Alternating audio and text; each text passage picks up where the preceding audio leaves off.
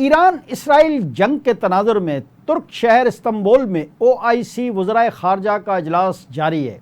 عرب media کے مطابق OIC اجلاس میں غزہ پر اسرائیلی حملوں اور ایران اسرائیل تنازع پر خصوصی سیشن ہوگا۔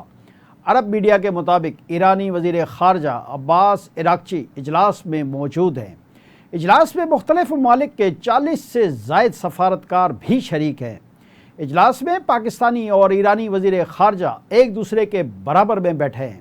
سیکرٹری جنرل OIC حسین ابراہیم طلحہ نے اجلاس سے خطاب کرتے ہوئے کہا کہ OIC دنیا کی دوسری بڑی تنظیم ہے۔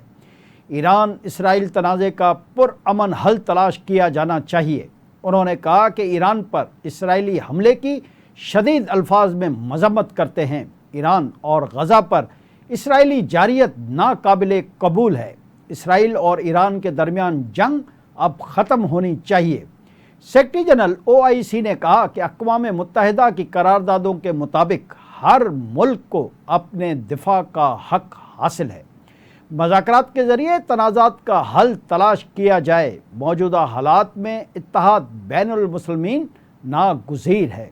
بعد ازاں ترک صدر رجب طیب ایردوان نے OIC اجلاس سے خطاب کرتے ہوئے کہا کہ اسرائیل غزہ میں فلسطینیوں پر حملے کر رہا ہے۔ اسرائیل مسلسل خطے کو عدم استحکام کا شکار کر رہا ہے۔ ترک صدر نے کہا کہ نیتن یاہو کی حکومت خطے میں امن کے لیے سب سے بڑی رکاوٹ بن چکی ہے۔ اسرائیل نے یمن، لیبیا، شام پر جارحیت کے بعد ایران پر حملہ کر دیا ہے۔ اسرائیل کی ایران پر جارحیت کی ہم شدید الفاظ میں مذمت کرتے ہیں۔ رجب طیب ایردوان نے کہا کہ ترک عوام ایرانی بہن بھائیوں کے ساتھ کھڑے ہیں۔ مسلمانوں کا اتحاد وقت کی ضرورت ہے۔ عالمی برادری اسرائیلی جارحیت کو رکوانے کے لیے اپنا کردار ادا کرے۔ ترک صدر نے کہا کہ اسرائیلی حملوں سے خطہ تباہی کی طرف جا رہا ہے۔ اسرائیل نے نسل کشی کی پالیسی جاری رکھی ہوئی ہے۔ اسرائیل اور ایران کے درمیان بڑھتی کشیدگی کو روکنا ہوگا۔ انہوں نے کہا کہ اسرائیل پورے خطے میں اپنا تسلط قائم کرنا چاہتا ہے۔ اسرائیل کے ہاتھ مسلمانوں کے خون سے رنگے ہوئے ہیں۔